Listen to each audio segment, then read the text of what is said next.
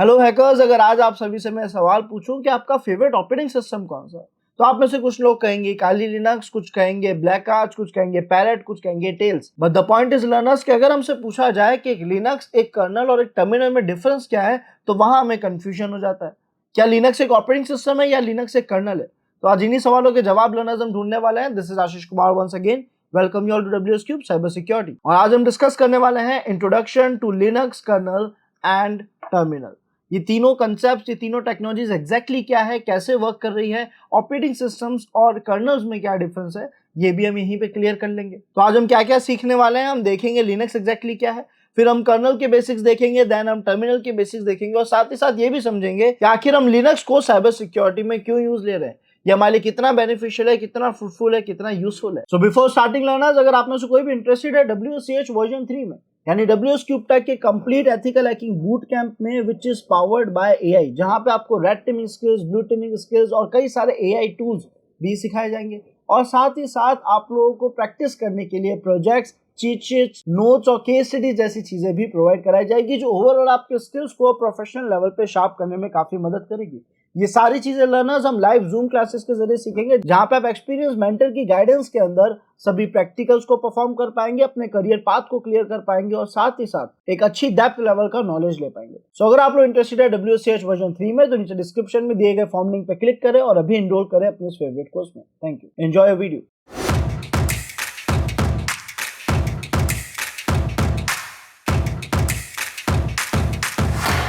Now let's start the video learner. सबसे पहले Linux exactly है क्या? तो लिनक्स को लेके हमारे मन में मल्टीपल डाउट्स है कि लिनक्स एक ऑपरेटिंग सिस्टम है या फिर लिनक्स एक कर्नल है। इसे क्लियर करते हैं लर्नर्स। एक्चुअली लिनक्स कर्नल एक डिफरेंट चीज है और लिनक्स डिस्ट्रीब्यूशन एक डिफरेंट चीज है। हुआ ये कि सर 1991 में लिनस टोरवल्ड्स ने बनाया लिनक्स कर्नल को। अभी जो लिनक्स कर्नल है लर्नर्स, 1991 में लर्नर्स लिनस टोरवल्ड्स ने बनाया कर्नल को।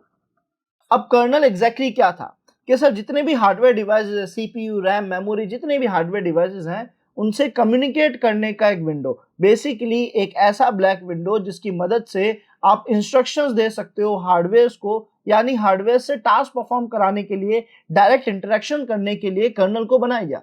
और क्योंकि इसे लिनक्स टोरवल्ड्स ने बनाया था और इसीलिए इस कर्नल को लिनक्स कह दिया गया। अब लिनक्स कर्नल क्या था कि सर एक ब्लैक विंडो जिसकी मदद से आप डायरेक्टली अपने इंस्ट्रक्शंस हार्डवेयर तक पहुंचा पाते हैं, यानी हार्डवेयर से टास्क परफॉर्म करवा पाते हैं। फिर धीरे धीरे लर्नर्स हम लोगों ने कुछ ऐसी एप्लीकेशंस बिल्ड करी जिसकी मदद से हम इजी ह्यूमन लैंग्वेज में इनपुट्स दे पाते हैं, और वो ह्यूमन लैंग्वेज के इनपुट्स कर्नल के पास जाते हैं, उसे उस कोड में बदलते हैं जो हमारी मशीन समझ सकती है, और कर्नल उस टास्क को हार्डवेयर से परफॉर्म करवा देता है। अब ये जो एप्लीकेशंस, GUI, अलग अलग सॉफ्टवेयर लाइब्रेरीज को जोड़ा गया, तो हमें मिल गया एक कंप्लीट ऑपरेटिंग सिस्टम। यानी इस लिनक्स कर्नल पे जो बेस्ड एक ऑपरेटिंग सिस्टम बना, उसे भी हम लिनक्स ही कहते हैं, बस लिनक्स डिस्ट्रीब्यूशन कह देते हैं ताकि हम डिफरेंशिएट कर पाए। तो यहां हम लिनक्स डिस्ट्रीब्यूशन यानी ऑपरेटिंग सिस्टम की बात कर रहे हैं, क्योंकि कर्नल तो हम समझ चुके हैं, है ना, और कर्नल एग्जैक्टली क्या काम करता है वो हम नेक्स्ट स्लाइड में समझ जाएंगे। तो सर ये एक ओपन सोर्स ऑपरेटिंग सिस्टम है।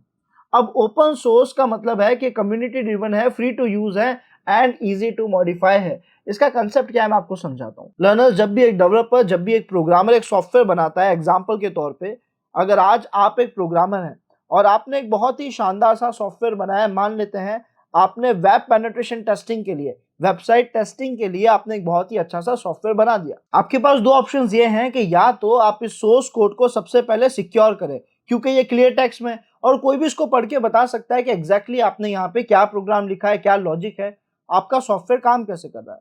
तो आप क्या करेंगे सर, सबसे पहले इसे सिक्योर कर देते हैं।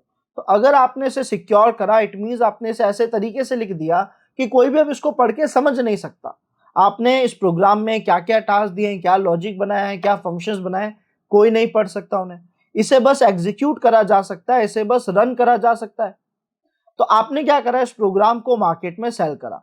जिसको अपनी वेबसाइट को टेस्ट करना था उसने आपसे सॉफ्टवेयर परचेज करा, जो कि सॉफ्टवेयर का कोडिंग, सॉफ्टवेयर की प्रोग्रामिंग नहीं देख सकते, वो बस आपके सॉफ्टवेयर को रन करते हैं और अपना टास्क का जो रिजल्ट है, अपना टास्क जो है वो परफॉर्म करते हैं, यानी जो रिजल्ट है वो ले लेते हैं। अब किसी को भी अगर आपका सॉफ्टवेयर चलाना है तो आपसे परचेज करेगा और सॉफ्टवेयर को यूज लेगा। लेकिन आपके पास एक दूसरा ऑप्शन भी था। दूसरा ऑप्शन, आप चाहो तो ऐसा कर सकते थे कि आपने जो आपका सॉफ्टवेयर का सोर्स कोड था, जो ओरिजिनल प्रोग्राम था, उसे बिना सिक्योर करे, बिना एन्क्रिप्ट करे, अगर आप उसे किसी पब्लिक प्लेटफॉर्म पे अपलोड कर दो, किसी भी पब्लिक प्लेटफॉर्म पे, है ना, फॉर एग्जांपल आपने गिटहब पे अपलोड कर दिया, इट मींस आपने अपने सॉफ्टवेयर का original program freely publicly share कर दिया है, जिसे कोई भी देख सकता है, कोई भी एक्सेस कर सकता है, डाउनलोड कर सकता है, यूज ले सकता है। रन तो सोर्स कोड भी होता है, तो सॉफ्टवेयर ये भी रन होगा, लेकिन क्योंकि सबके पास ओरिजिनल प्रोग्राम है, तो इससे डिफरेंस क्या आएगा? सर अब यहाँ पे आपका ये जो सॉफ्टवेयर था, इसको दो जगह यूज लिया जा रहा है। एक तो आप पेड सॉफ्टवेयर सेल कर रहे हो, और एक सॉफ्टवेयर आपने और बनाया जो आपने कम्युनिटी वर्जन के लिए पब्लिकली उसका सोर्स कोड दे दिया। अब लर्नर्स हुआ ये कि जो फ्री सॉफ्टवेयर था, जो पब्लिकली अवेलेबल था सोर्स कोड, उसे काफी लोगों ने डाउनलोड करा, अपने हिसाब से यूज लेना स्टार्ट करा, और अपनी अपनी नीड्स के हिसाब से वो इसमें चेंजेस परफॉर्म करते चले गए। सो लर्नर्स, हर एक टेक प्रोफेशनल ने क्या करा, अपनी नीड्स के हिसाब से इस टूल में अपडेट्स करे, चेंजेस करे, इसे मॉडिफाई करा। इट मींस आप डायरेक्टली ऑडियंस की डिमांड के हिसाब से अपने टूल को अपडेट करवा पा रहे हो, क्योंकि ऑडियंस खुद उसे अपडेट कर रही है अपनी नीड्स, अपनी डिमांड्स के हिसाब से, अपनी नॉलेज के हिसाब से, अपनी क्रिएटिविटी जो है वो यहाँ पे अप्लाई कर रही है। तो ऐसा करने पे आपने देखा कि केवल 6 मंथ्स के अंदर आपका ये जो सॉफ्टवेयर था, आपका जो वेब टेस्टिंग सॉफ्टवेयर था, अब ये बहुत एडवांस लेवल की टेस्टिंग कर रहा है। कंप्लीट ऑटोमेशन टूल हो चुका है, बड़ी से बड़ी वेबसाइट या मल्टीपल टेक्नोलॉजीज की वेबसाइट में कमियां ढूंढता है, इवन क्लाउड वेबसाइट्स में, वेब एप्लीकेशंस में, हर टेक्नोलॉजी में, वेबसाइट्स को बनाने वाली हर टेक्नोलॉजी को ये टेस्ट करता है, कमियां ढूंढता है, और आपको वल्नरेबिलिटीज बहुत सारी लाके देता है। लेकिन अगर आप यहीं इसे कंपेयर करो अपने सॉफ्टवेयर से, जो आपने इनक्रिप्ट रखा था, जिसमें आप अपनी नीड्स के हिसाब से अपडेट करते थे, या कस्टमर्स के जब फीडबैक्स आते थे तो उनमें से कुछ पॉइंटर्स को सिलेक्ट करके आप अपडेट करते थे, आप कंपेयर करोगे तो दोनों में बहुत ज्यादा डिफरेंस होगा। और यही लर्नर्स, ये जो सेकंड कंसेप्ट है कि अपने सॉफ्टवेयर के सोर्स कोड को आप पब्लिकली कम्युनिटी वेलफेयर के लिए, कम्युनिटी के लिए आप अपलोड कर दें, कम्युनिटी के लिए आप शेयर कर दें, और आपकी कम्युनिटी उसे अपडेट करती रहेगी, मॉडिफाई करती रहेगी, तो आपका सॉफ्टवेयर बहुत ही फाइन लेवल पे पॉलिश हो पाएगा, यानी बहुत अच्छा हो पाएगा। सो लर्नर्स, ये है ओपन सोर्स का कंसेप्ट। अब लिनक्स भी एक ओपन सोर्स ऑपरेटिंग सिस्टम है। इट मींस उसका सोर्स कोड मार्केट में फ्रीली अवेलेबल है, और इसी रीजन से लिनक्स ऑपरेटिंग सिस्टम को हर किसी ने अपने हिसाब से मॉडिफाई करा, हर कम्युनिटी ने अपने हिसाब से मॉडिफाई करा। एग्जाम्पल के तौर पे अगर आप हैकर्स की बात करें, तो हैकर्स ने अपने हिसाब से लिनक्स को डिजाइन करा, मैनेज करा, उसको अपडेट करा, और उनके पास आगे कई डिस्ट्रीब्यूशंस और कई flavours, for example Kali Linux, Tails operating system जो एनोनिमस रहने के लिए बनाया गया है, ब्लैक आर्च जो एक बहुत ही शानदार हैकिंग ऑपरेटिंग सिस्टम है, उसी के साथ साथ पैरेट जो एक सिक्योरिटी पॉइंट ऑफ व्यू से बनाया हुआ ऑपरेटिंग सिस्टम है डिफेंसिव टास्क के लिए। But the point is, her community ने अपने हिसाब से लिनक्स को अपग्रेड करा, और हमारे पास आज के टाइम पे लिनक्स के कई डिस्ट्रीब्यूशंस और कई फ्लेवर्स आ चुके हैं, कई वर्जन्स आ चुके हैं, जो हमारे लिए काफी बेनिफिशियल है। तो ओवरऑल हमें कंसेप्ट समझ आया कि सर ये ओपन सोर्स का हिस्सा है। अब यहाँ पे क्योंकि इसे कम्युनिटी सपोर्ट कर रही है, फॉर एग्जांपल काली लिनक्स है, अब यहाँ पे हैकर्स की कम्युनिटी काली लिनक्स को सपोर्ट कर रही है, तो अगर आप बेसिक से बेसिक फिगर भी लें, बेयर मिनिमम फिगर भी लें, तो मेरा आप सभी से सवाल है कि एग्जैक्टली हमारी इस फील्ड एथिकल हैकिंग में, इसकी कम्युनिटी में कितने लोग होंगे ओवर द वर्ल्ड? तो आप देखोगे कि सर ये तो आराम से लैक्स में जा रहा है फिगर।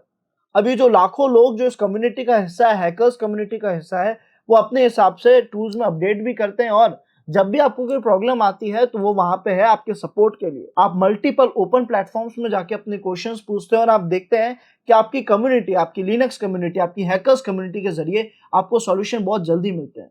तो यहाँ पे क्योंकि कम्युनिटी बहुत बड़ी है, तो सपोर्ट बहुत अच्छा मिलता है आपको अपने एरर्स, डाउट्स, प्रॉब्लम्स रिजॉल्व करने के लिए, कुछ नई चीजें सीखने के लिए। साथ ही साथ ये एक ऑपरेटिंग सिस्टम है जिसका काम है हार्डवेयर को मैनेज करना, सॉफ्टवेयर को मैनेज करना, और यूजर इंटरेक्शन प्रोवाइड करना, चाहे वो GUI हो, चाहे वो CLI हो, कमांड लाइन हो, जैसे कि ब्लैक आर्च में होता है। उसके अलावा सर लिनक्स के जैसा हमने सुना कई सारे डिस्ट्रीब्यूशंस हैं, उबंटू है, काली है, फेडोरा है, आर्च है, मल्टीपल डिस्ट्रीब्यूशंस हमें देखने को मिलते हैं। हर एक में कुछ यूनिक फीचर्स हैं जो कि कम्युनिटी ने अपने हिसाब से ऐड करें। अब सवाल यह है कि सर कर्नल क्या है, क्योंकि लिनक्स एक ऐसा ऑपरेटिंग सिस्टम है, लिनक्स डिस्ट्रीब्यूशन एक ऐसा ऑपरेटिंग सिस्टम है जो कंप्लीटली कर्नल पे ही बेस्ड है। बेसिकली कर्नल के ऊपर ही हमने सॉफ्टवेयर, एप्लीकेशन, लाइब्रेरीज डाल दी जो कर्नल से कम्युनिकेट करके हार्डवेयर से टास्क परफॉर्म करवा रही है।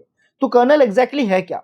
तो सर कर्नल की डेफिनेशन यहां हम समझ पाएंगे, the Linux kernel is the core of operating system managing hardware resources and facilitating communication between software and hardware components.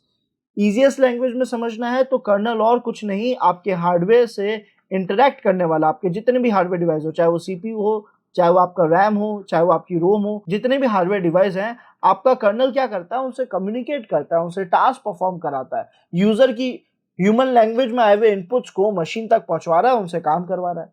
लेकिन सर ह्यूमन अपनी तरफ से इनपुट कैसे दे पा रहा है?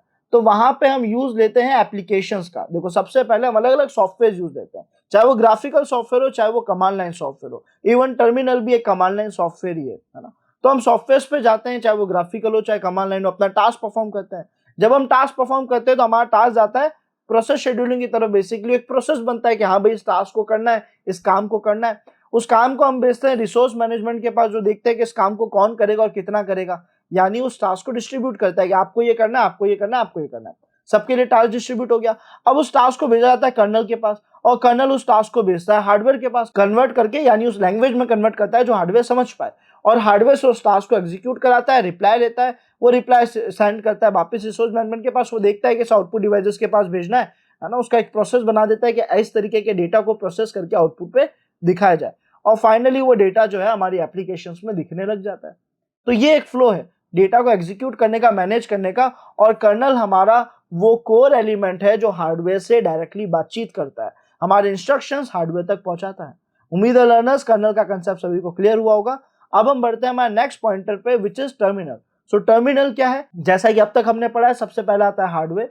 हार्डवेयर से काम कराने के लिए हमें जरूरत पड़ी कर्नल्स की, और कर्नल्स को इंस्ट्रक्शंस देने के लिए, इजी लैंग्वेज में इंस्ट्रक्शंस देने के लिए, ह्यूमन लैंग्वेज में इंस्ट्रक्शंस देने के लिए हमारी कमांड लाइन में मदद करता है टर्मिनल। तो टर्मिनल क्या है सर? एक कमांड लाइन इंटरफेस है ना, जिसमें आप कमांड्स देके अपने टास्क परफॉर्म करवा सकते हो। तो आप जो भी कमांड्स दे रहे हो, बेसिकली वो कमांड्स किसी प्रोग्रामिंग लैंग्वेज की मदद से लिए जाते हैं और उन्हें प्रोसेस बना के कर्नल तक भेजा जाता है। तो फिलहाल टर्मिनल्स में कौन सी प्रोग्रामिंग यूज होती है? तो सर इसकी स्टार्टिंग हुई थी एसएच यानी शेल से, है ना।